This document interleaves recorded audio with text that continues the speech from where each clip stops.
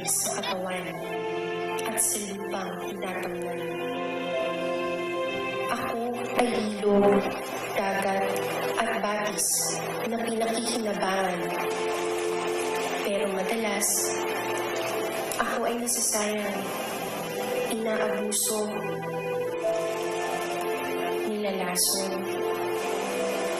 inaaksaya. Hanggang kailan? Hanggang umabot na sa kawalan? Ngayon pa lang, bawat patak ko sana ay pahalagahan.